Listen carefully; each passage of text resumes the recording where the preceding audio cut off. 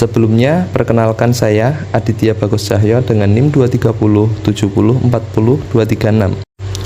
Pernahkah kalian bertanya-tanya kenapa rupiah tiba-tiba melemah atau kenapa harga barang-barang impor tiba-tiba naik? Penasaran? Mari kita bahas. Jadi, kenapa rupiah tiba-tiba melemah atau kenapa harga barang-barang impor tiba-tiba naik? Salah satu jawabannya terletak pada neraca pembayaran internasional atau balance of payment. Dalam presentasi ini, saya akan mengajak kalian memahami apa itu neraca pembayaran, bagaimana kondisinya saat ini, serta mengapa kita perlu peduli terhadap posisinya, terutama dalam menghadapi isu global seperti kebijakan baru dari Amerika Serikat terhadap Indonesia. Konsep dasar neraca pembayaran. Neraca pembayaran internasional atau balance of payment adalah catatan sistematis semua transaksi ekonomi antara Indonesia dan dunia internasional dalam periode tertentu. Secara umum, ada 3 komponen utama. Pertama, neraca transaksi berjalan yang mencatat ekspor-impor barang dan jasa, pendapatan dari luar negeri seperti dividen dan bunga, serta transfer seperti remitansi. Kedua, neraca modal dan finansial, yaitu catatan investasi asing langsung seperti pembangunan pabrik, serta investasi portofolio seperti saham dan obligasi.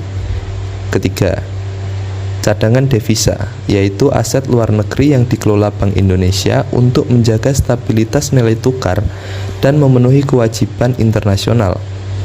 Kalau dianalogikan, neraca pembayaran itu seperti buku kas negara. Kita bisa tahu apakah Indonesia untung atau tekor dari interaksinya dengan ekonomi global. Sekarang kita masuk ke kondisi terkini dari neraca pembayaran Indonesia, khususnya dari 2 indikator utama, transaksi berjalan dan cadangan devisa. Sebelum kita bahas lebih jauh, saya ingin menyampaikan catatan penting.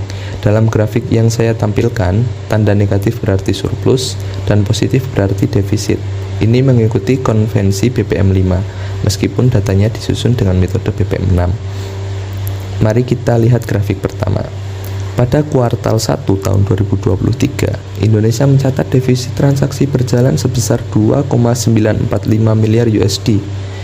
Namun, pada kuartal 2 terjadi surplus sebesar 2,345 miliar USD, dan tren surplus terus berlanjut hingga kuartal 4 di tahun 2024. Puncak surplus terjadi di kuartal 2 2024 sebesar 3,126 miliar USD, kemudian menurun menjadi 1,145 miliar USD pada akhir tahun. Hal ini mencerminkan tekanan yang cukup kuat dari sisi perdagangan internasional dan neraca jasa maupun pendapatan. Lalu kita lihat grafik cadangan devisa.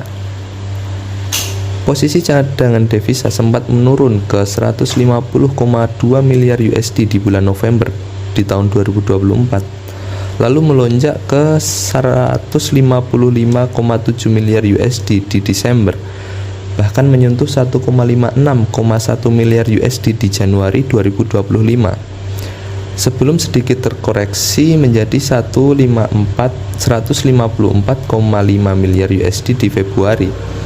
Ini menunjukkan bahwa Indonesia memiliki kapasitas cadangan yang cukup kuat untuk menstabilkan nilai tukar dan menjaga ketahanan eksternal Indonesia. Relevansi terhadap stabilitas ekonomi. Mengapa neraca pembayaran penting? Karena semua komponen di dalamnya punya dampak langsung terhadap stabilitas ekonomi makro kita. Misalnya, ketika transaksi berjalan defisit dan arus investasi melambat, maka akan ada tekanan terhadap nilai tukar rupiah. Jika rupiah melemah, maka barang impor menjadi mahal dan itu bisa memicu inflasi. Di sisi lain, cadangan devisa yang cukup akan membuat investor lebih percaya bahwa Indonesia mampu membayar kewajiban internasional dan mengelola gejolak pasar. Artinya, posisi pembayaran mencerminkan kekuatan ekonomi kita dalam menghadapi tekanan global. Oke, sekarang kita masuk ke studi kasus. Salah satu tekanan global yang terbaru datang dari Amerika Serikat.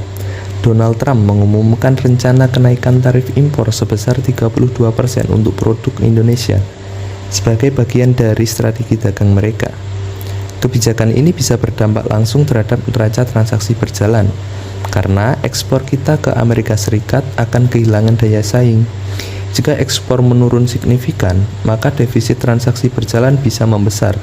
Investor asing juga bisa melihat ini sebagai sinyal negatif yang memicu arus modal keluar atau capital outflow. Dampaknya bisa berantai. Rupiah bisa melemah dan Bank Indonesia harus menggunakan cadangan devisa untuk menstabilkan pasar. Inilah contoh nyata bagaimana kebijakan luar negeri satu negara bisa mengguncang posisi eksternal negara lain seperti Indonesia. Sebagai penutup, kita bisa simpulkan bahwa neraca pembayaran merupakan indikator penting dalam menjaga stabilitas ekonomi Indonesia. Ketika terjadi defisit transaksi berjalan dan arus modal keluar, kita harus waspada karena itu bisa memicu krisis nilai tukar atau inflasi. Apalagi di tengah tantangan global seperti kenaikan tarif dari negara mitra dagang. Untuk menjaga keseimbangan neraca pembayaran, berikut beberapa rekomendasi kebijakan. Yang pertama, disverifikasi pasar ekspor, agar kita tidak terlalu bergantung pada satu negara seperti Amerika. Yang kedua, tingkatkan daya saing produk ekspor lewat efisiensi produksi dan peningkatan kualitas. Yang ketiga, stabilkan sentimen investor melalui transparansi kebijakan dan koordinasi antara fiskal dan moneter. Yang keempat, kelola cadangan devisa secara hati-hati agar tetap kuat saat intervensi diperlukan. Dan terakhir, dorong investasi asing langsung yang bersifat jangka panjang, bukan sekedar portofolio yang mudah keluar. Dengan strategi ini, Indonesia bisa lebih tangguh menghadapi tekanan eksternal dan menjaga fondasi ekonomi yang kuat. Jadi itu dia pembahasan kita mengenai neraca pembayaran internasional dan relevansinya terhadap indikator ekonomi terkini. Sekian dari saya. Wassalamualaikum warahmatullahi wabarakatuh.